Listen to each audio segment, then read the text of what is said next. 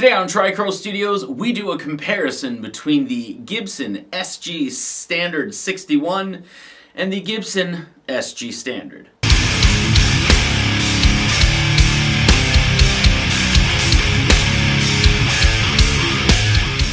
Alright, so very quickly, before we get into the sound samples here, there's a few things I do want to get out of the way, again, rather quickly. So a lot of people just think that the difference here is basically pickguard, pickups, tuners, and the fact that this comes with a hard shell case and this comes with a soft shell case. That's not the case. After the sound samples, we'll get into a little bit more of the differences.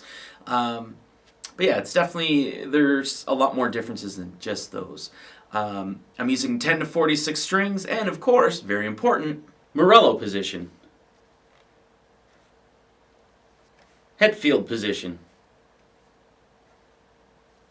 Morello position. Hetfield position.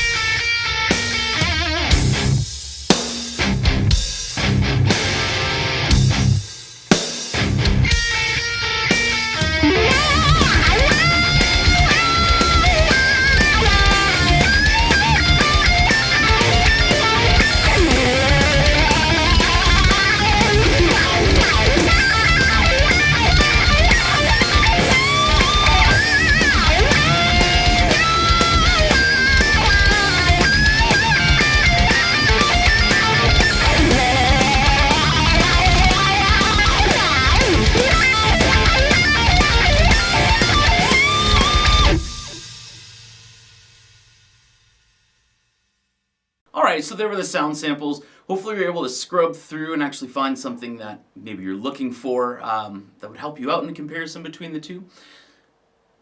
As always, if you're trying to decide between kind of which one to buy, I highly recommend actually trying it for yourself. My opinions or other people's opinions mean absolutely nothing if you buy that guitar and it doesn't suit you. So it's always recommended to try it out for yourself if you have the time and the ability to do so. So let's talk about the differences here. Weight-wise, there's not really much. Color-wise, I don't know, this is a 2021 and this is a 2020. So this may or may not always be the case that the SG Standard is darker than the SG61 here.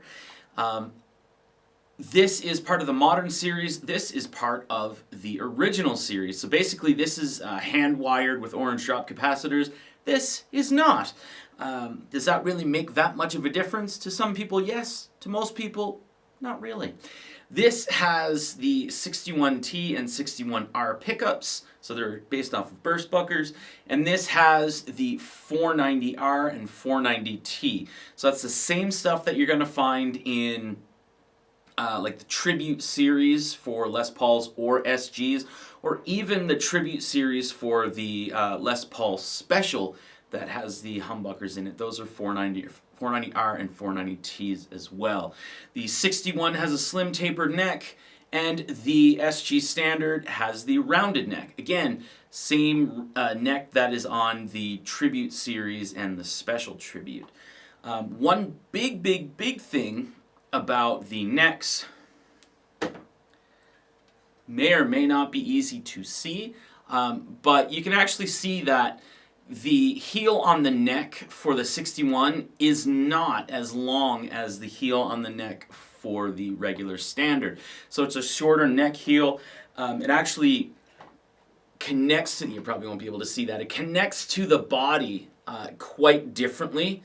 So the Standard, it connects to the body a lot higher up than the 61 does.